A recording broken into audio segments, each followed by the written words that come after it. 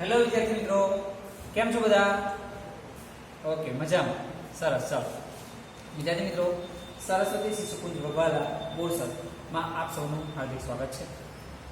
વિદ્યાર્થી મિત્રો, આપણે એકમ કસોટીનું રિવિઝન કરી રહ્યા છે. એની અંદર આપણે લાસ્ટ પ્રકરણ નંબર 8 એનું રિવિઝન કર્યું. હવે પ્રકરણ નંબર 8 ની અંદર છેલ્લે આપણે પ્રયોગ ટોપિક પર ચર્ચા કરી. પ્રવેગ એક્સેલરેટર, બરાબર છે. પ્રવેગને શેના વડે દર્શાવાય છે, પ્રવેગ વિશે ટૂંક નોંધ. ત્યારબાદ આપણે લાસ્ટમાં પ્રવેગ આધારિત દાખલા પણ લીધા, બરાબર છે. એ સૂત્ર આધારિત દાખલો કેવી રીતે ગણી શકાય એની સમજ નથી.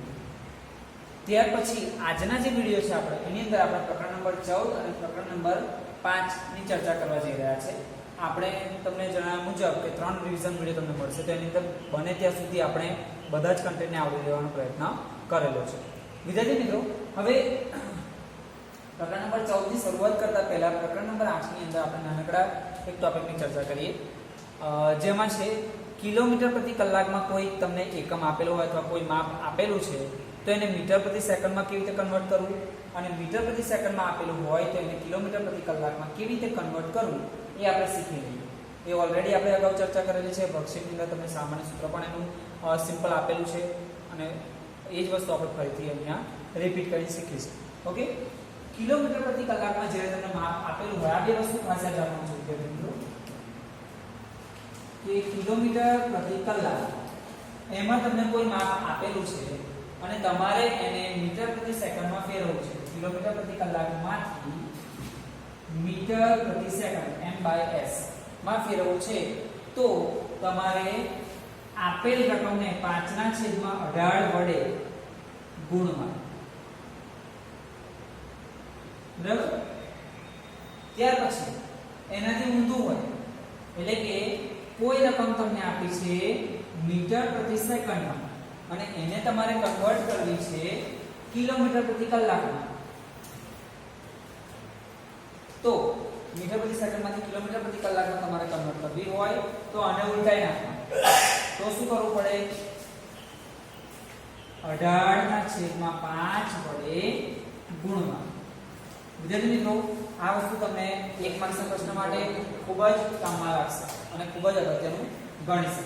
ઓકે, ચાલો હવે આપણે એક એક્ઝામ્પલ બંનેનું લઈએ અને એના દ્વારા સમજવાનો પ્રયત્ન કરીએ. દાખલા તરીકે અહીંયા આગળ પહેલું લઈએ આપણે 36 કિલોમીટર પ્રતિ કલાક. આપણે કિલોમીટર પ્રતિ કલાકમાં રકમ આપેલી છે, બરાબર. ખાલી જગ્યા મીટર પ્રતિ સેકન્ડ. આવું ખાલી જગ્યા સ્વરૂપે પૂછી શકાય, પ્રશ્ન સ્વરૂપે પણ પૂછી શકાય.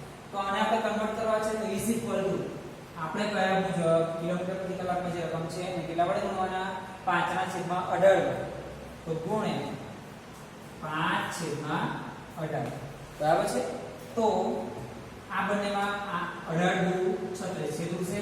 5×10 મીટર પ્રતિ સેકન્ડ તમને આન્સર મળશે. ક્લિયર વિદ્યાર્થી મિત્રો? આવી રીતના અન્ય એક્ઝામ્પલ તમે લઈને જાતે ગણી શકો છો. ઓકે, બીજી રકમ આપણે લઈએ છીએ.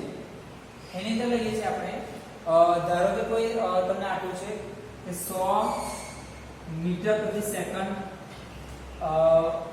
રકમ આપેલી છે અને એને તમારે કિલોમીટર પ્રતિ કલાકમાં કન્વર્ટ કરવી છે, બરાબર છે. તો આની અંદર શું કરીશું કે બરાબર ખાલી જગ્યા કિલોમીટર પ્રતિ કલાક. ઓકે, એટલે નાના એકમમાંથી મોટા એકમમાં જવાનું છે. અહીંયા શું હતું? મોટા એકમમાંથી નાના એકમમાં જવાનું. તો આમાં પણ આપણે કયા મુજબ 18/5 વડે ગુણવાનું. તો 100 × 18/5. ઓકે, તો શું આવશે? 5 એ 100 એ છેદુડશે, બરાબર છે. તો 20×5 100, બરાબર. એટલે બધું શું? તો 20×18. વિદ્યાર્થી મિત્રો, આપણને ખબર છે 18×2 = 36 અને એક શૂન્ય ચડાવીશું 360 કિલોમીટર પ્રતિ કલાક. મતલબ કે જે પદાર્થ 100 મીટર પ્રતિ સેકન્ડના વેગથી ગતિ કરતો હોય એનો કિલોમીટર પ્રતિ કલાકમાં વેગ કેટલો થાય? 360. ઓકે, અથવા ઝડપ, બંને સૂત્ર વાપરીશું. તો આ પ્રમાણે આપણે મીટર પ્રતિ સેકન્ડમાં અને કિલોમીટર પ્રતિ કલાકમાં કન્વર્ટ કેવી રીતે કરી શકાય એ જાણકારી મેળવી શકીએ. ઓકે વિદ્યાર્થી મિત્રો, આપણે પ્રકરણ નંબર 8 નો અભ્યાસ પૂરો કર્યો, બરાબર. રિવિઝન નું કમ્પ્લીટ પૂર્ણ કર્યું. હવે આપણે પ્રકરણ નંબર 14 એની શરૂઆત કરવા જઈ રહ્યા છે. પ્રકરણ નંબર 14 ની અંદર આપણે અગત્યના મુદ્દાની થોડીક આપણે ચર્ચા કરીએ. અહીંયા હવાનું પ્રદૂષણ તો આપણે લખેલું છે, એનાથી પહેલા આપણે પવન વિશે અભ્યાસ કરવો. વિદ્યાર્થી મિત્રો, પવનની અંદર બહુ ડીપમાં અત્યારે ચર્ચા કરતા નથી, કેમ કે અગાઉ ઓલરેડી એની ચર્ચા થઈ ગયેલી છે. તો પવન, પહેલા તો પવનની વ્યાખ્યા શું, પવન કોને કહેવાય? પવનની વ્યાખ્યા આપીએ તો આપી શકાય કે ગતિમાન હવાને પવન કહે છે. બરાબર, કોઈ પણ હવા ગતિમાન બને એટલે શું નિર્માણ થાય? પવનનું નિર્માણ થાય. એટલે આપણે પવનની વ્યાખ્યા આ રીતે આપી શકીએ કે ગતિમાન હવાને શું કહેવામાં આવે છે? પવન. હવે પવનની દિશા વિશે વાત કરીએ. આપણે અગાઉ અભ્યાસ કરેલો છે પવનની દિશા વિશે. દરિયા કિનારે, બરાબર, દરિયા કિનારે પવનની દિશા. વિદ્યાર્થી મિત્રો, આના આધારિત હેતુલક્ષી પ્રશ્નો કેટલાક વખત આપણને પૂછાતા હોય છે. તો પવનની દિશા, ગતિની દિશા કઈ હોય છે? તો દિવસ દરમિયાનની વાત કરીએ તો દિવસ દરમિયાન આપણે ક્યારેક દરિયાની મુલાકાત લીધી હશે, તો દરિયા કિનારે આપણે ઊભા હોઈએ ને તો આપણને પવન ખૂબ જ આવશે. કેમ? તો દરિયા તરફથી જમીન તરફ પવનની દિશા હોય છે, એટલા માટે આપણે કિનારા પર બહુ જ પવન લાગે. પણ વિદ્યાર્થી મિત્રો, આ દિવસ દરમિયાનની વાત કરીએ તો દિવસ દરમિયાન આપણે થોડું અહીંયા આગળ લખી દઈએ એટલે વધારે તમને ખ્યાલ આવે. દિવસ દરમિયાન પવનની દિશા કઈ હશે? તો દરિયાથી જમીન તરફ, બરાબર, એટલે દરિયામાંથી જમીન તરફ પવન આવે છે, એટલે કિનારા તરફ આવે છે. આ જ વસ્તુ રાત્રિ દરમિયાન પવનની દિશા ઉલટાઈ જાય છે. તો રાત્રિ દરમિયાન પવનની દિશા શું હશે? જમીનથી દરિયા તરફ. ઓકે, એટલે આ જે છે એકબીજાનું ઓલ્ટરનેટ છે, એટલે આ ખાસ યાદ રાખવાનું છે. એટલે પવનની દિશા વિશે આપણે વાત, આવું કેમ થાય છે એનું કારણ આપણે અગાઉ ખૂબ જ ડિટેલ્સમાં ચર્ચા કરેલી છે. તમે એ વિડીયો જોઈ શકો છો અથવા તો વર્કશીટ રિફર કરી શકો. હવે વિદ્યાર્થી મિત્રો, આપણે હવાના પ્રદૂષણ પર વાત કરવા જઈ રહ્યા છે. વિદ્યાર્થી મિત્રો, આપણે જે થિયરીની ચર્ચા કરી રહ્યા છે એ જ થિયરીના બેઝ પર એની અંદર કેટલાક અગત્યની બાબતો હું કન્ટિન્યુ લેતો હોઉં છું કે જે હેતુલક્ષી પ્રશ્નો માટે તમને કામમાં લાગશે. હેતુલક્ષી પ્રશ્નો માટે અલગથી કોઈ આપણે રિવિઝન નથી, બરાબર. એટલે તમારે થિયરિટિકલ પ્રશ્નો જે છે એ જ સમજવાના છે ધ્યાનથી, અને એના આધારે હેતુલક્ષી પ્રશ્નો બનાવેલા હશે. ઓકે, એટલે આ ખાસ ધ્યાન રાખવાનું છે. હવાનું પ્રદૂષણની વાત કરીએ તો પહેલા પેલું હવાનું પ્રદૂષણ એટલે શું, કોને કહેવાય હવાનું પ્રદૂષણ? તો હવામાં હાનિકારક પદાર્થો,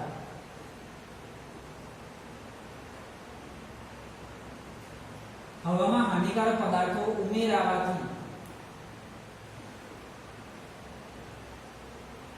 હવાની ગુણવત્તા ઘટે છે. બરાબર, વાતાવરણની અંદર રહેલી હવામાં જ્યારે હાનિકારક પદાર્થો ઉમેરાય છે ત્યારે હવાની ગુણવત્તા ઓટોમેટિકલી ઘટે છે. તો આ હવાની ગુણવત્તામાં જે ઘટાડો થાય છે એને શું કહેવામાં આવે છે? હવાનું પ્રદૂષણ તરીકે ઓળખવામાં આવે છે. વિદ્યાર્થી મિત્રો, અત્યારે આપણે જોઈએ તો હવાનું પ્રદૂષણ બહુ જ વધી ગયું છે, બરાબર. તો આ હવાના પ્રદૂષણથી આપણને શું અસર થાય છે? આપણી પર કઈ કઈ હાનિકારક અસરો જોવા મળે છે એની વાત કરીએ.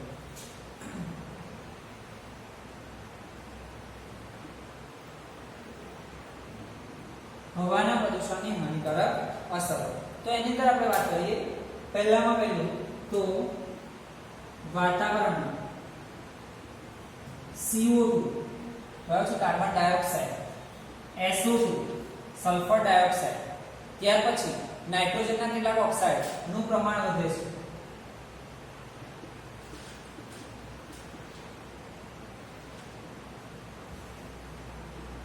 વિદ્યાર્થી મિત્રો, સલ્ફરના ઓક્સાઇડ છે, નાઇટ્રોજનના ઓક્સાઇડ છે, જ્યારે આપણા શ્વાસની અંદર જાય છે ત્યારે એ આપણા શ્વાસોચ્છ્વાસમાં તકલીફ ઊભી કરે છે, બરાબર. એટલે શ્વસનની સમસ્યાઓ ઊભી થાય છે. આવા ઓક્સાઇડનું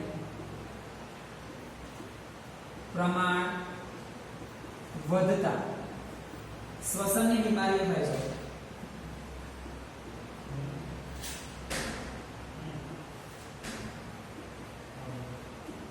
બરાબર, આપણે ફેફસાને નુકસાન પહોંચે છે આગળ જતા. પછી વાતાવરણની અંદર નાઇટ્રોજનના ઓક્સાઇડ અને સલ્ફરના ઓક્સાઇડ જે છે એ ચોમાસા દરમિયાન જ્યારે વરસાદ પડે છે ત્યારે આ ઓક્સાઇડ પાણીમાં ઓગળે છે, અને આપણને ખબર છે કે અધાતુના જે ઓક્સાઇડ છે એટલે કે કાર્બનના ઓક્સાઇડ હોય, પછી સલ્ફરના ઓક્સાઇડ હોય, નાઇટ્રોજનના ઓક્સાઇડ હોય, તો આ ઓક્સાઇડ પાણીમાં ઓગળે છે એટલે એસિડ બનાવે છે, બરાબર. અને આ રીતે એસિડ વર્ષા થાય છે. ઓકે, નાઇટ્રોજનના ઓક્સાઇડ,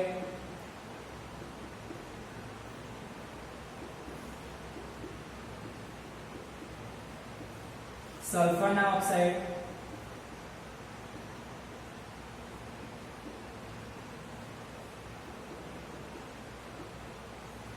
થી હવાનું એસિડ વર્ષા થાય છે.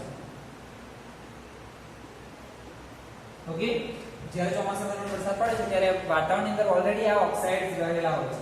એ ઓક્સાઇડ પાણીમાં ઓગળી જાય છે અને એસિડ વર્ષા કરે છે. ઓકે, અને આ એસિડ વર્ષા જે છે એ આપણા બધા માટે ખૂબ જ હાનિકારક છે.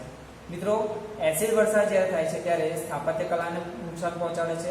એની સાથે સાથે સ્થાપત્ય કલાને તો નુકસાન પહોંચાડે છે, ખેતીને પણ નુકસાન પહોંચાડે છે અને આપણા શરીર પર પણ ચામડીના રોગો પેદા કરે છે. તો આ હવાના પ્રદૂષણની હાનિકારક અસરો આપણે સમજી રહ્યા છીએ. આગળ વાત કરીએ તો વાતાવરણની અંદર જ્યારે કાર્બન ડાયોક્સાઇડનું પ્રમાણ વધે છે તો ઓલરેડી કાર્બન ડાયોક્સાઇડ જે છે એવા વાયુઓ ગરમીનું શોષણ કરે છે અને એને લીધે દિવસે ને દિવસે પૃથ્વીનું તાપમાનમાં પણ શું થાય છે? વધારો થાય છે.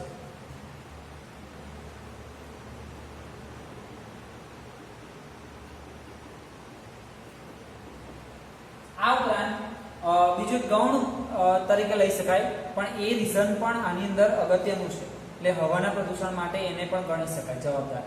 દાખલા તરીકે હવાનું પ્રદૂષણ વધે છે તો ચોમાસા દરમિયાન અથવા તો શિયાળા દરમિયાન જે સવારનું ઠંડુ વાતાવરણ હોય છે તો એમાં આ જે હાઇડ્રોકાર્બન એટલે કે આ વાહનના ધુમાડાથી નીકળતા જે પદાર્થો છે, કાળા રંગનો ધુમાડો હોય અથવા ફેક્ટરીમાંથી નીકળતા ધુમાડા, તો એની અંદર હાઇડ્રોજન અને કાર્બન એટલે હાઇડ્રોકાર્બનના નાના કણો હોય છે. તો આ કણોનું પ્રમાણ વાતાવરણમાં વધી જાય છે તે વખતે એ પાણી સાથે સંયોજાય છે અને ધુમ્મસ નિર્માણ કરે છે અને વાતાવરણ કેવું બની જાય છે? ધૂંધળું બની જાય છે. એટલે કે રોડ રસ્તાઓ ક્લિયરલી દેખાતા નથી અને એને લીધે માર્ગ અકસ્માતો પણ ખૂબ જ વધારે પ્રમાણમાં થાય છે. ઓકે, તો હવાના પ્રદૂષણથી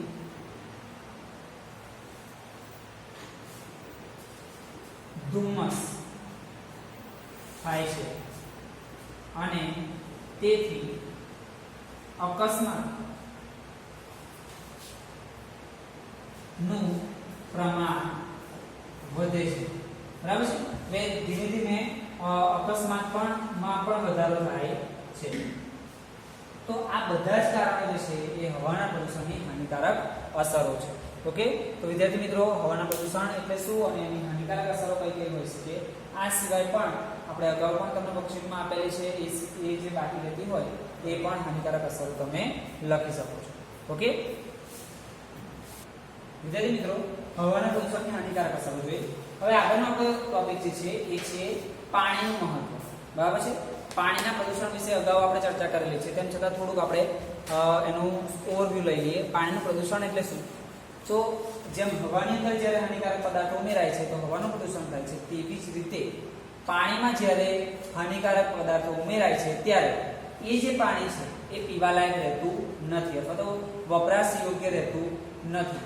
તો ત્યારે શું સર્જાય છે? પાણીનું પ્રદૂષણ. ઓકે, હવે આ જે પાણીનું પ્રદૂષણ છે એ પાણીના પ્રદૂષણની વાત કરીએ તો એની હાનિકારક અસરો આપણે જોઈતી ઘણી બધી, તેમ છતાં થોડી ચર્ચા કરી લઈએ કે પાણીના પ્રદૂષણથી પીવાના પાણીની અંદર જ્યારે ગંદુ પાણી ઉમેરાય છે તો કોલેરા જેવા રોગો ફેલાય છે, ટાઇફોઇડ જેવા રોગો થાય છે. ઓકે, આ ઉપરાંત પાણીની અંદર જ્યારે પારો કે એવી કોઈ ધાતુ ઉમેરાઈ જાય છે ત્યારે જળચર જીવો નાશ પામે છે. ઓકે, પછી આ પ્રદૂષણયુક્ત પાણી જ્યારે ખેતીલાયક જમીનમાં વાપરવામાં આવે છે જમીનની ફળદ્રુપતા નાશ પામે છે. ઓકે, તો આ બધી વસ્તુ આપણે પાણીના પ્રદૂષણની અંદર લઈ શકીએ. હવે આપણે પાણીના મહત્વ ઉપર કોન્સન્ટ્રેટ કરીએ છીએ કે સજીવો માટે પાણીનું મહત્વ શું છે, પાણી કઈ રીતે અગત્યનું છે સજીવો માટે. તો એની આપણે આગળ વાત કરીએ. એમાં તો સજીવો માટે પાણીનું મહત્વ, તો સજીવોની તમામ કોષ રાસાયણિક પ્રક્રિયાઓ પાણીના માધ્યમમાં થાય છે.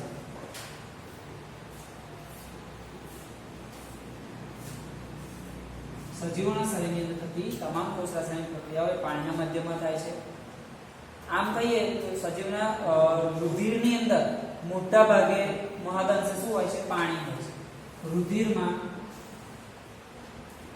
મહદઅંશે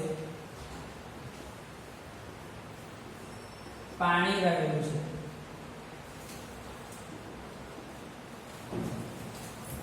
પછી પ્રવાહી સ્વરૂપે દ્રવ્યોના વહન માટે આપણા શરીરની અંદર પાણી હોવું જરૂરી. આપણા શરીરમાં એઝ વેલ એઝ પ્રાણીઓના શરીરની અંદર અથવા તો તમામ સજીવોના શરીરની અંદર પાણી હોવું જરૂરી છે. તો પ્રવાહી સ્વરૂપે વિવિધ દ્રવ્યોના વહન માટે પાણી જરૂરી છે. ઓકે, આગળ વાત કરીએ પાણીના મહત્વની અંદર તો જળચર જીવો જે છે, બરાબર,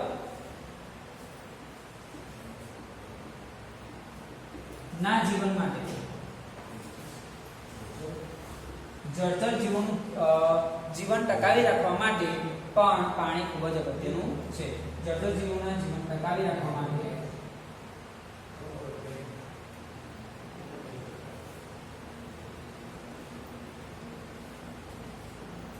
ઓકે, તો વિદ્યાર્થી મિત્રો આપણે આ પાણીના મહત્વની વાત કરી, એ પણ આપણે અગત્યનું ગણી શકાય. સજીવોના તમામ કોષ રાસાયણિક પ્રક્રિયાઓ જે છે એ પાણીના માધ્યમમાં થાય છે. રુધિરની અંદર મહદઅંશે પાણી રહેલું છે. પછી પ્રવાહી સ્વરૂપે આપણા શરીરના જે વિવિધ દ્રવ્યો છે, આપણા શરીરમાં રહેલા દ્રવ્યો, એને એક જગ્યાએથી બીજી જગ્યાએ લઈ જવાનું કાર્ય પણ એ પ્રવાહીના માધ્યમ દ્વારા થાય છે. અને પ્રવાહી એ પાણીના આધારે જ હોય છે. ઓકે, ત્યાર પછી વિવિધ જળચર જીવો જે છે એ જળચર જીવો પોતાનું જીવન ટકાવી રાખવા માટે એ પાણીનો ઉપયોગ કરતા હોય છે. જળચર જીવો પાણીમાં જ રહેતા હોય એટલે પાણી વગર એમનું જીવન ટકી શકે નહીં. પાણી દ્વારા આપણા શરીરનું સરેરાશ તાપમાન, શરીરનું તેમજ આખી પૃથ્વીનું, બરાબર છે, તેમજ પૃથ્વીનું તાપમાન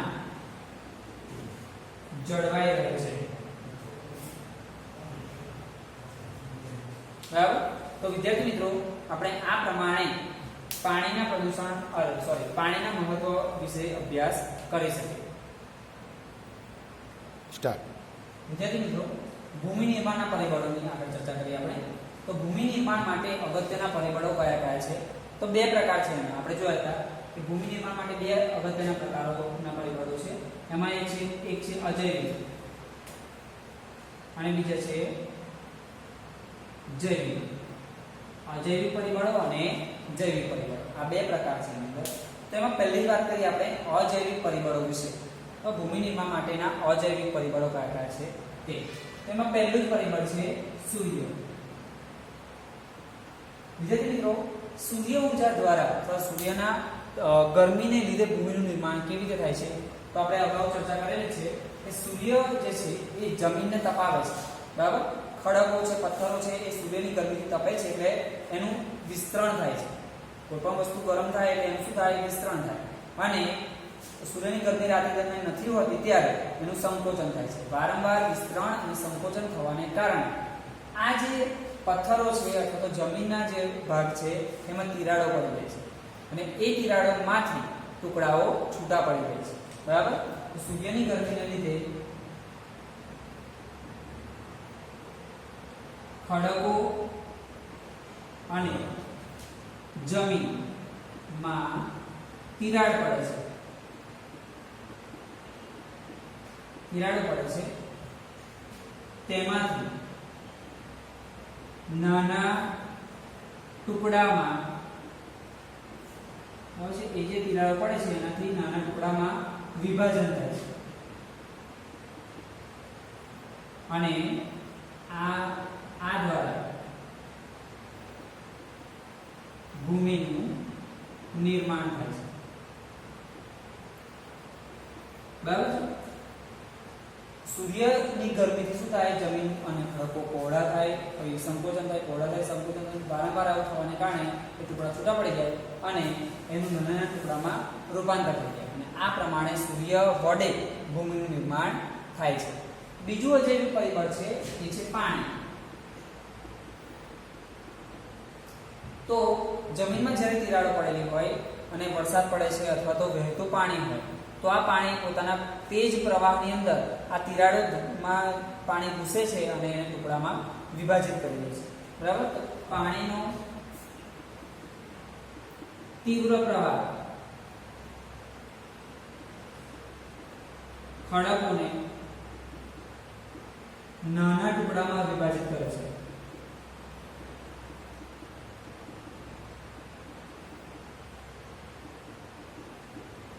ખડકોને નાના ટુકડામાં વિભાજિત કરે છે અને જમીનનું નિર્માણ કરે છે.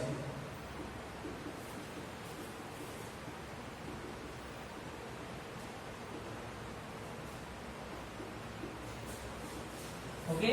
ત્યાર પછી ત્રીજા નંબર પર આવે છે પવન. તો જ્યારે તીવ્ર પવન હોય છે તો તીવ્ર પવનો જે છે પથ્થરો અને ખડકોને ઘસારો આપે છે. તીવ્ર પવનોથી ખડકો અને પથ્થરો પણ ઘસાય છે, એટલી એની તાકાત હોય છે વિદ્યાર્થી મિત્રો. તો એ પથ્થરો અને ખડકોના ઘસાવાને કારણે એનું નાના ટુકડાઓમાં રૂપાંતર થાય છે અને એ જ્યાં પથરાય છે ત્યાં ભૂમિનું નિર્માણ કરે છે. તીવ્ર પવન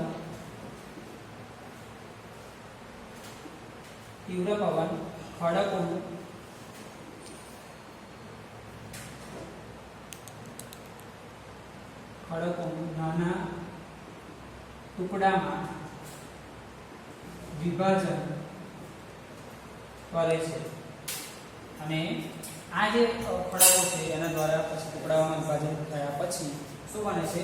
જમીનનું નિર્માણ થાય છે. પવન એટલે આ ત્રણ પરિબળોની જે આપણે વાત કરી એ છે અજૈવિક પરિબળ અને એક પરિબળ જે છે એ છે જૈવિક પરિબળ, જેને આપણે અલગ રીતે દર્શાવીએ છીએ. ચોથા નંબર પર છે લાઇકેન. વિદ્યાર્થી મિત્રો, આ લાઇકેન જે છે એ ફૂગ પ્રકારની સહજીવી વનસ્પતિ છે. તે ફૂગ પ્રકારની સહજીવી વનસ્પતિ. ઓકે. હવે એ જૈવિક કેમ છે?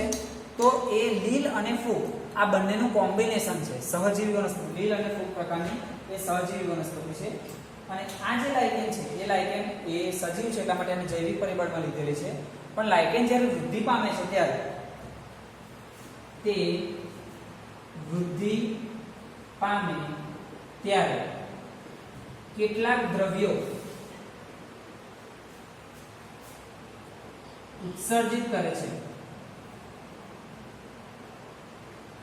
લાઇકેન વનસ્પતિ જે છે એ જે પથ્થર અથવા ખડક પર હોય તો એ ખડકમાં જ્યારે એ વૃદ્ધિ પામે છે ત્યારે એમાંથી કેટલાક દ્રવ્યો ઉત્પન્ન કરે છે અને આ દ્રવ્યો ખડક કે પથ્થર પર પડવાથી એનું નાના નાના ટુકડાઓમાં વિભાજન થઈ જાય છે, બરાબર. એ પથ્થર પાવડર સ્વરૂપે રૂપાંતરિત થઈ જાય છે અને આ પ્રમાણે લાઇકેન પણ ભૂમિ નિર્માણ માટે અગત્યનો ભાગ ભજવે છે. તો વિદ્યાર્થી મિત્રો, ભૂમિ નિર્માણના પરિબળો સૂર્ય, પાણી, પવન અને લાઇકેન, અને કેવી રીતે નિર્માણ કરે છે એ તમે આ રીતે લખી શકો.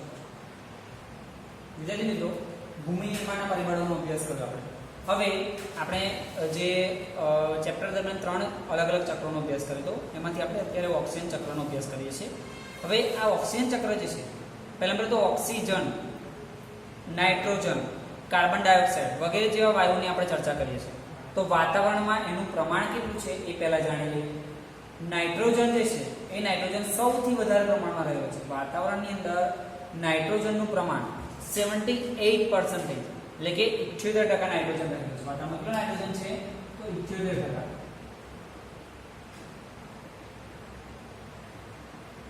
હવે બીજી, વાતાવરણમાં ઓક્સિજન કેટલો રહેલો છે? તો ઓક્સિજન છે 21%, બરાબર. અને બાકીના 1%ની અંદર અન્ય વાયુઓનો સમાવેશ થાય છે. એમાં કાર્બન ડાયોક્સાઇડ પણ આવી જાય છે. વિદ્યાર્થી મિત્રો, આ બે મુખ્ય તમારે યાદ રાખવાના છે કે વાતાવરણમાં નાઇટ્રોજનનું પ્રમાણ કેટલું છે? તો 78 એટલે કે 78% અને વાતાવરણમાં ઓક્સિજનનું પ્રમાણ કેટલું છે? તો 21%. ઓકે. પણ આ 21% આપણે જાળવી રાખવું હોય તો વૃક્ષોનું પ્રમાણ જાળવી રાખવું પડે. ઓકે. હવે આપણે અત્યારે ઓક્સિજન ચક્રની ચર્ચા કરવા માટે જઈ રહ્યા છે. તો પહેલું તો વાતાવરણમાં ઓક્સિજન કયા કયા સ્વરૂપે રહેલો છે એની વાત કરીએ. વિદ્યાર્થી મિત્રો આની અંદર હું જે બોલું એના પર ખાસ કોન્સન્ટ્રેટ રાખજો કે બધા મુદ્દાઓ અહીંયા આગળ A to Z લખવાનો નથી. જે બોલું છું એની પર ખાસ ધ્યાન રાખવાનું છે. ઓકે, વાતાવરણમાં ઓક્સિજન કઈ રીતે રહેલો છે, પૃથ્વી પર ઓક્સિજન કઈ રીતે રહેલો છે એવું કહીએ તો પણ ચાલે. તો બે રીતે રહેલો છે. એક છે જૈવિક પરિબળો સ્વરૂપે અને બીજો છે અજૈવિક પરિબળો સ્વરૂપે. તો અજૈવ પરિબળો અને જૈવિક પરિબળો. બરાબર, અજૈવ અને જૈવ રીતે બંને રીતે રહેલો છે. હવે અજૈવિક રીતે કેવી રીતે ઓક્સિજન રહેલો છે તો હમણાં જ આપણે જોયું કે વાતાવરણમાં 21% ઓક્સિજન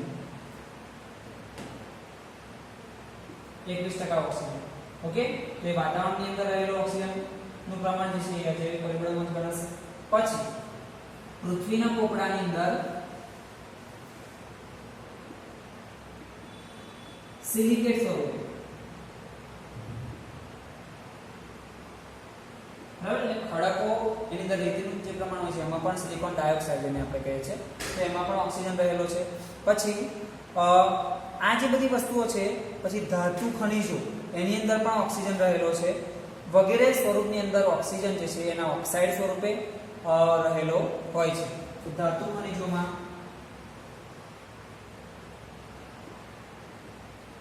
ઓક્સાઇડ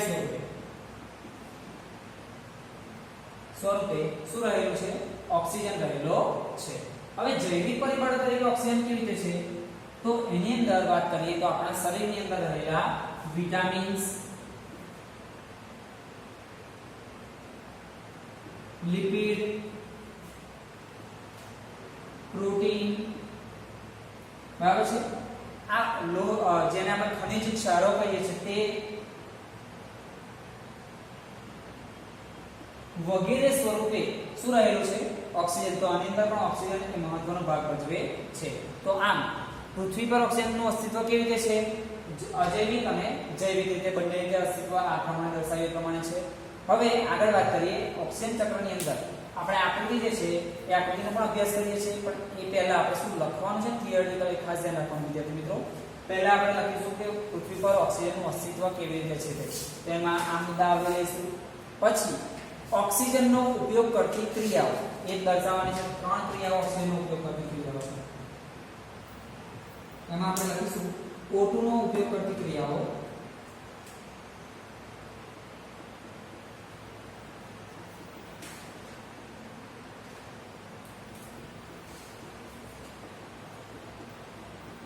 કઈ કઈ ક્રિયાઓ એવી છે કે જે ઓક્સિજનનો ઉપયોગ કરે છે. બરાબર, તો આ ક્રિયાઓની અંદર વાત કરીએ તો દહન, કોઈ પણ પદાર્થના દહન માટે ઓક્સિજન જરૂરી છે. ત્યાર પછી બીજા નંબર પર આવે છે શ્વસન. બરાબર, દરેક સજીવો જે છે એ શ્વાસોશ્વાસની ક્રિયા માટે અથવા આપણા શરીરની અંદર થતી શ્વસનની ક્રિયા માટે ઓક્સિજનનો ઉપયોગ કરે છે. અને ત્રીજી જે છે તો એનું નામ છે નાઇટ્રોજનનું ના ઓક્સાઇડ બનાવવા માટે.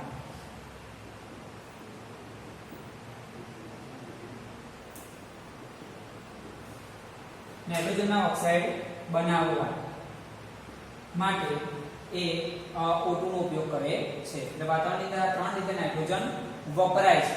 હવે આપણે આગળ આવીએ છીએ એની અંદર ઓક્સિજનનો ઉપયોગ કરતી ક્રિયાઓ. બરાબર છે, અહીં આગળ આપણે જોયું પહેલા ઓક્સિજનનું અસ્તિત્વ, O2 નો ઉપયોગ કરતી ક્રિયાઓ, અને હવે આવે છે ઓક્સિજનનો ઉમેરો. ઉપયોગ કરતી ક્રિયા ને આપણે ઓક્સિજનનો ઉમેરો કેવી રીતે વાતાવરણમાં થાય છે? પાછો વાતાવરણમાં આવવું જોઈએ ને. આ તો હતો એ વપરાયો, પણ પાછો કેવી રીતે આવે છે? તો એક જ ક્રિયા છે કે જે ઓક્સિજનનો ઉમેરો કરે છે. તો O2 નો ઉમેરો અથવા તો વાતાવરણમાં ઓક્સિજન કેવી રીતે ઉમેરાય છે? તો વનસ્પતિ પ્રકાશ સંશ્લેષણની ક્રિયા દ્વારા.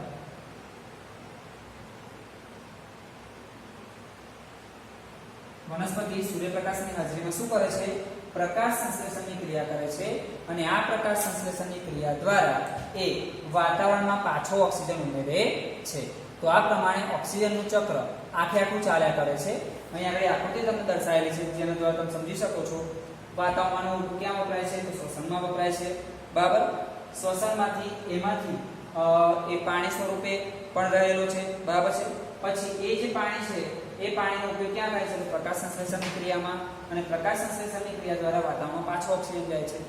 કાર્બનિક અણુઓનું જે દર્શાવેલું છે એની અંદર ગ્લુકોઝ, કાર્બનિક અણુ એટલે વનસ્પતિ પોતે બનાવેલો ખોરાક, તો એનો ઉપયોગ શ્વસન દરમિયાન આપણે જે પોષક તત્વો છે એ શ્વસનની ક્રિયા દરમિયાન ઉર્જા ઉત્પન્ન કરે છે. બરાબર. પછી એ શ્વસનની ક્રિયા દ્વારા ઉચ્છ્વાસમાં શું બહાર કાઢીએ છીએ? આપણે કાર્બન ડાયોક્સાઇડ બહાર કાઢીએ છીએ. આ કાર્બન ડાયોક્સાઇડ અને પાણી ફરી પાછા પ્રકાશ સંશ્લેષણમાં વપરાય છે અને પ્રકાશ સંશ્લેષણમાંથી કાર્બનિક અણુની જે નિપજ બને છે એટલે ગ્લુકોઝ એ વનસ્પતિનો ખોરાક કહેવાય છે. ઓકે, તો આ પ્રમાણે સતત ને સતત ઓક્સિજન ચક્ર ચાલ્યા કરે છે. વિદ્યાર્થી મિત્રો, તો આશા રાખું છું કે તમને ઓક્સિજન ચક્રની અંદર સમજણ પડી હશે. વિદ્યાર્થી મિત્રો, આપણે પ્રકરણ નંબર 14 ઓક્સિજન ચક્ર સાથે આપણે પૂર્ણ કર્યું. બરાબર છે. હવે આપણે ડિવિઝનની અંદર છેલ્લું લાસ્ટ એન્ડ ફાઇનલ ચેપ્ટર આપણું છે 5. વિદ્યાર્થી મિત્રો, પાંચમું ચેપ્ટર જે છે એ એવું છે કે આપણે લાસ્ટ હમણાં જ પૂરું કર્યું છે. એની સાથે સાથે એટલે તમારે તાજું તો છે, એની સાથે સાથે આપણે એ ચેપ્ટર પૂરું થયા પછી પર્ટિક્યુલર એ જ ચેપ્ટરનો રિવિઝન વિડીયો ઓલરેડી આપણે મૂકેલો છે, વિડીયો નંબર 29. તમે એ વિડીયોનો અભ્યાસ કરીને પણ થોડુંક રિવિઝન કરી શકો છો. ઓકે, આમાં પણ થોડાક આપણે પ્રશ્નો એડ કરીએ છીએ પણ આપણે બહુ ડિટેલ્સમાં જતા નથી. ઓકે, તો હવે આપણે પ્રકરણ નંબર 5 ની અંદર અંતઃકોષરસ જાળ વિશે આપણે અભ્યાસ કરીએ છીએ. આપણે કોષીય અંગિકાઓની અંદર અંતઃકોષરસ જાળ, વિવિધ પ્રકારની કોષીય અંગિકાઓ વિશે આપણે અભ્યાસ કર્યો તો એમાં અંતઃકોષરસ જાળ વિશે અભ્યાસ કર્યો હતો. તો અંતઃકોષરસ જાળ કોને કહેવામાં આવે છે? તો વ્યાખ્યા તો નથી, પણ એ અંતઃકોષરસ જાળ એ આપણી શરીરની અંગિકા છે. તો એ કોષની અંદર સમગ્ર કોષમાં પથરાયેલી છે. અંતઃકોષરસ જાળ તે સમગ્ર કોષમાં પથરાયેલી અંગિકા છે. હવે અંતઃકોષરસ જાળ જે છે એ આખા કોષની અંદર પથરાયેલી અંગિકા છે. આ જે અંતઃકોષરસ જાળ એ કોથળી જેવી નળાકાર નલિકામય હોય છે અથવા તો લાંબી હોય છે અથવા તો ગોળાકાર કોથળી જેવી પણ રચના ધરાવે છે. તે લાંબી નલિકામય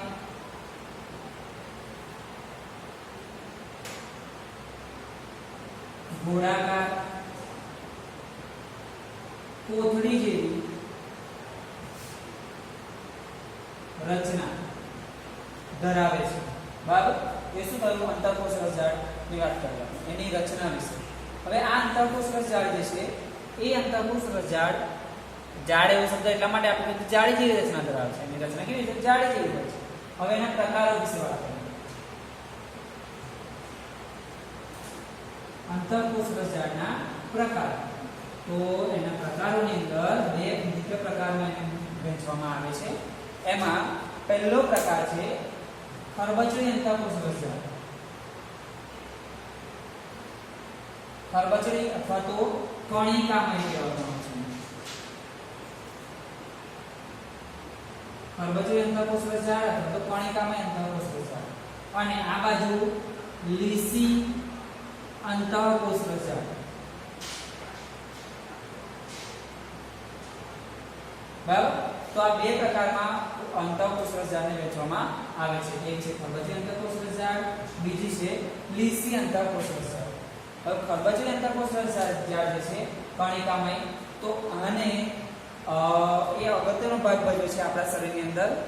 એ શું છે? એ પોતાના રિબોઝોમ્સ ધરાવે છે. રિબોઝોમ્સ ઉત્પન્ન કરવાનું કાર્ય કરે છે. તે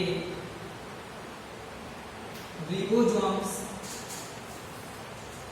ધરાવે છે. બરાબર, ખરબચડી અંતઃકોષરસ જાળ જે છે એ રિબોઝોમ્સ ધરાવે છે. સાથે સાથે આ જે રિબોઝોમ્સ છે શું કાર્ય કરે છે? તો પ્રોટીન સંશ્લેષણ એટલે કે પ્રોટીન બનાવવાનું કાર્ય કરે છે. પ્રોટીન સંશ્લેષણ કરે છે. ઓકે, એ ખરબચડી અંતઃકોષરસ જાળ. બીજા નંબર પર આવે છે આ બાજુ લીસી અંતઃકોષરસ જાળ જે છે. તો આ લીસી અંતઃકોષરસ જાળ છે એ એની પર રિબોઝોમ્સ આવેલા હોતા નથી.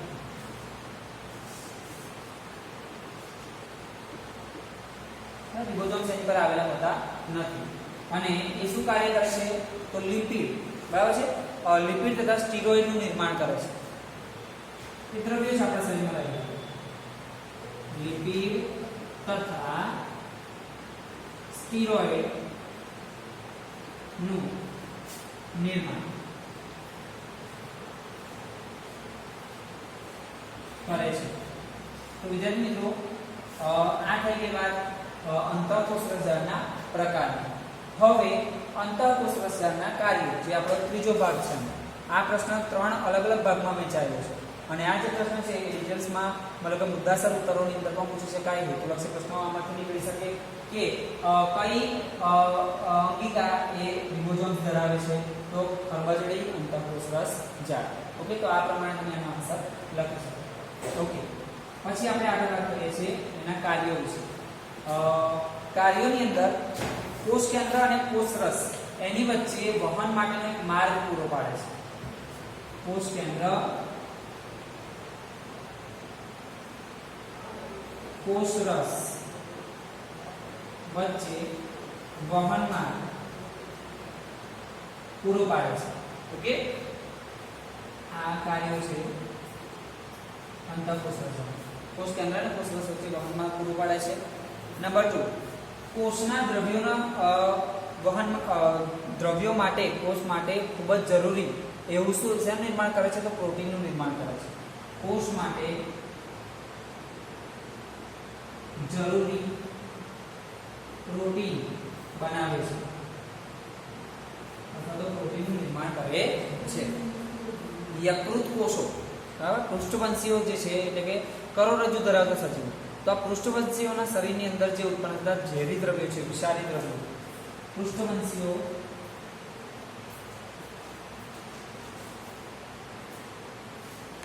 ના યકૃત કોષોમાં પૃષ્ઠવંશીઓના યકૃત કોષોમાં ઉત્પન્ન થતા ઝેરી દ્રવ્યો, એ ઝેરી દ્રવ્યોનો નાશ કરવાનું કાર્ય એ લીસી અંતઃકોષ રસજાળ દ્વારા કરવામાં આવતું હોય છે। તો વિદ્યાર્થી મિત્રો, આ પ્રમાણે કોષની અંદર થતી રાસાયણિક પ્રક્રિયાઓ જે છે, કોષ રાસાયણિક પ્રક્રિયાઓ જેને કહેવામાં આવે છે, એ કોષ રાસાયણિક પ્રક્રિયાઓ કરવા માટે અંતઃકોષ રસજાળ જે છે એ ખૂબ જ અગત્યનો ભાગ ભજવે છે।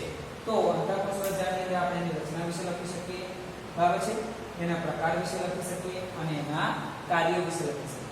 આટલું તમે કમ્પ્લીટ લખો છો એટલે મુદ્દાસર કરવા માટે આપણે એમ કહી શકાય કે આ 4 માર્ક્સના પ્રશ્નોની અંદર ગણતરી એની થઈ શકે। આવો પ્રશ્નો પરીક્ષાની અંદર પૂછાતા હોય છે। વિદ્યાર્થી મિત્રો, હવે થોડાક જે પ્રશ્નો બાકી રહ્યા છે, બરાબર છે, એની પણ આપણે આગળ ચર્ચા કરીએ છીએ। વિદ્યાર્થી મિત્રો, પ્રકરણ નંબર 5 ની અંદર ઓલમોસ્ટ આપણે અગાઉ પ્રશ્નોની ચર્ચા કરેલી છે। ફરીથી એક વખત આપણે એ જ પ્રશ્નો થોડાક રિવાઇઝ કરીએ, બરાબર છે, જે અગત્યના છે। તફાવત આપો વનસ્પતિ કોષ અને પ્રાણી કોષ, બરાબર, વનસ્પતિ કોષ અને પ્રાણી કોષ વચ્ચેનો તફાવત રજૂ કરો। તફાવતો મુખ્યત્વે 2 માર્ક્સની અંદર પૂછાતા હોય છે।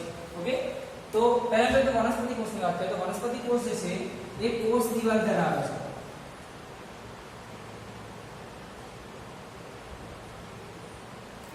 વનસ્પતિ કોષમાં કોષ દિવાલ આવેલી હોય છે સામે। પ્રાણી કોષ તો કોષ દિવાલ ધરાવતા નથી।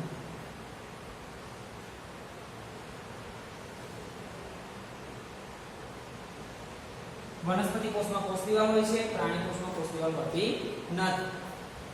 આગળ વાત કરીએ, વનસ્પતિ કોષ જે છે એ વનસ્પતિ કોષની અંદર શું વિશેષ હોય છે, તો કે હરિતકણ, બરાબર છે, વનસ્પતિ કોષમાં હરિતકણ આવેલા હોય છે, જ્યારે પ્રાણી કોષની અંદર હરિતકણ આવેલા હોતા નથી। તેમાં હરિતકણ આવેલા હોય છે, તો સામે આ બાજુ હરિતકણ હોતા નથી। ઓકે, આગળના મુદ્દાની વાત કરીએ તો વનસ્પતિ કોષ અને પ્રાણી કોષની અંદર એવી એક અંગિકા છે કે જે પ્રાણી કોષમાં હોય છે પણ વનસ્પતિ કોષમાં હોતી નથી। તો પ્રાણી કોષની અંદર કઈ અંગિકા હોય છે, તારા કેન્દ્ર, તેમાં તારા કેન્દ્ર હોય છે। તો આ બાજુ તારા કેન્દ્ર હોતું નથી, બરાબર। હરિતકણને લીધે વનસ્પતિ કોષ પ્રકાશ સંશ્લેષણ કરી શકે છે, જ્યારે પ્રાણી કોષ એ પ્રકાશ સંશ્લેષણની ક્રિયા કરી શકતા નથી. તો વિદ્યાર્થી મિત્રો, આ પ્રમાણે આપણે વનસ્પતિ કોષ અને પ્રાણી કોષના તફાવતના વિવિધ મુદ્દા રજૂ કરી શકીએ. વિદ્યાર્થી મિત્રો, જેટલા તફાવતો બરાબર છે આપણે ચર્ચા કરી છે અગાઉ પણ બીજા ચેપ્ટરોની અંદર પણ, તો એ બધા જ જે તફાવત છે એ તફાવત એ 2 માર્ક્સના પ્રશ્નો માટે આપણે અગત્યના એને ગણી શકીએ છીએ. ઓકે, હવે આગળના તફાવતનો બીજો મુદ્દો લઈશું આપણે. બીજો જે પ્રશ્ન છે એ પણ તફાવત જ છે. તો એની અંદર આપણે કણક સૂત્ર અને હરિતકણના તફાવત વિશે આપણે ચર્ચા કરવાના છીએ.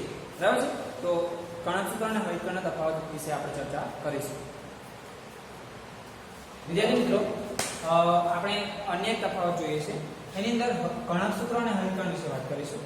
આ પણ આપણા શરીરની બંને અંગિકાઓ છે. તો પહેલા તો કણક સૂત્ર, બરાબર. આપણે કણક સૂત્ર એ કોષનું શક્તિગળ છે એવું કારણ આપણે શીખ્યા છે. બરાબર, એટલે કણક સૂત્રને આપણે શેના નામથી ઓળખીએ? પાવર હાઉસ અથવા તો શક્તિગળ. તે કોષનું શક્તિગળ અથવા તો કોષનું પાવર હાઉસ કહેવામાં આવે છે. તો સામે હરિતકણને રસોડું કહેવામાં આવે છે. તે કોષનું રસોડું છે. અત્યાર સુધી વિદ્યાર્થી મિત્રો આપણે શું કહેતા કે વનસ્પતિમાં કયું અંગ રસોડું છે? તો પર્ણ. પણ હવે આપણે એની અંદર ડિટેલ્સમાં આગળ અભ્યાસ કરી રહ્યા છીએ. તો એની અંદર આપણે શું કહીએ કે પર્ણની અંદર પણ શું આવેલું છે? તો કે હરિતકણ આવેલા છે. એટલા માટે પર્ણને શું કહેવાય? રસોડું. એટલે આપણે હરિતકણને શું કહી શકીએ? કોષનું રસોડું કહી શકીએ. આગળ વાત કરીએ. કણક સૂત્ર જે છે એ વનસ્પતિ કોષ અને પ્રાણી કોષ બંનેમાં જોવા મળે છે. તે વનસ્પતિ કોષ અને પ્રાણી કોષ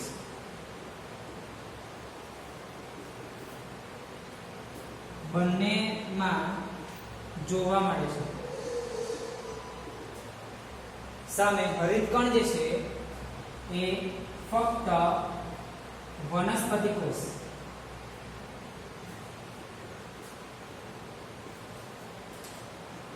જોવા મળે છે. બરાબર, તે વનસ્પતિ કોષ અને પ્રાણી કોષ બંનેમાં હોય છે.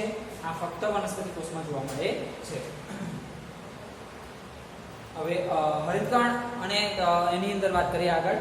તો કણક સૂત્ર જે છે એમાં કોઈ રંજક દ્રવ્ય હોતા નથી, જ્યારે હરિતકણ જે છે એ રંજક દ્રવ્ય ધરાવે છે. તેમાં રંજક દ્રવ્ય હોતા નથી. આ બાજુ તેમાં રંજક દ્રવ્ય હોય છે. ઓકે, તો આ પ્રમાણે આપણે કણક સૂત્ર અને હરિતકણનો તફાવતનો અભ્યાસ કરી શકીએ. તો વિદ્યાર્થી મિત્રો, આપણે બે પ્રકારના તફાવત જોઈએ: વનસ્પતિ કોષ અને પ્રાણી કોષ, અને બીજો કણક સૂત્ર અને હરિતકણ. વિદ્યાર્થી મિત્રો, કણક સૂત્ર અને હરિતકણની અંદર આ સિવાય પણ એક મુદ્દો ઉમેરી શકાય, જેમ કે એટીપી ના નિર્માણ માટે અથવા તો એટીપી ના સંશ્લેષણ માટે કણક સૂત્ર અગત્યના છે, જ્યારે હરિતકણ જે છે એ પ્રકાશ સંશ્લેષણ માટે અગત્યના ગણી શકાય. ઓકે, તો આ પ્રમાણે આપણે તફાવત લખી શકીએ. વિદ્યાર્થી મિત્રો, આગળના પ્રશ્ન ચર્ચા કરીએ. વિધાન સમજાવવાની અંદર લાઇસોસોમ્સ એ આત્મઘાતી કોથળી તરીકે ઓળખાય છે. સમજાવો. ઓકે, બરાબર છે. તો એની અંદર શું લખી શકાય? તો પહેલા તો લાઇસોસોમ્સ જે છે એ હાઇડ્રોલિઝ પ્રકારના પાચક ઉત્સેચકો ધરાવે છે. તે હાઇડ્રોલિઝ પ્રકારના પાચક ઉત્સેચકો ધરાવે છે. બરાબર, કદાચ આપણે હાઇડ્રોલિઝ શબ્દ ભૂલી જઈએ છીએ તો પાચક ઉત્સેચકો ધરાવે છે એવું લખીએ તો પણ ચાલે છે. ઓકે, તો આ જે ઉત્સેચકો શું કાર્ય કરે છે? તો આપણા શરીરની અંદર જે કોષો નાશ પામવાના આરે હોય અથવા તો નુકસાન પામેલા કોષો હોય એ કોષોનું ધ્યાન રાખે છે, અને જ્યારે એ કોષો ધ્યાને આવે છે ત્યારે એ કોષોનું પાચન કરે છે. બરાબર, નુકસાન કારક કોષો અથવા નુકસાન જે કોષોની અંદર નુકસાન પામેલું હોય એવા કોષો અથવા તો નાશ પામવાના આરે હોય એવા કોષો.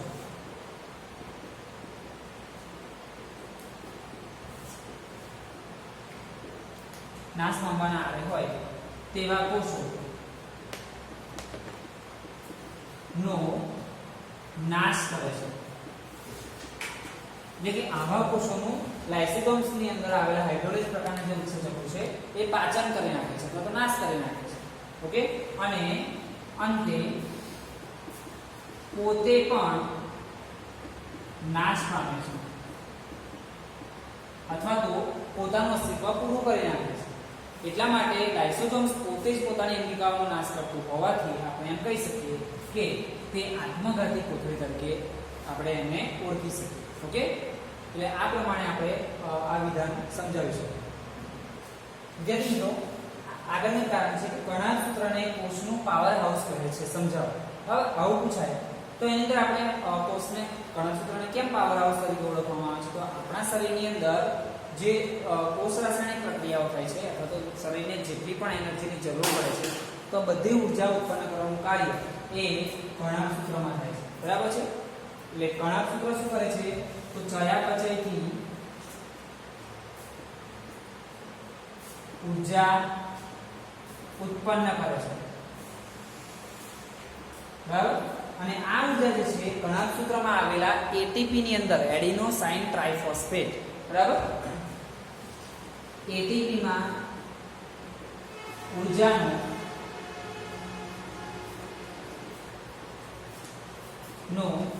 સંગ્રહ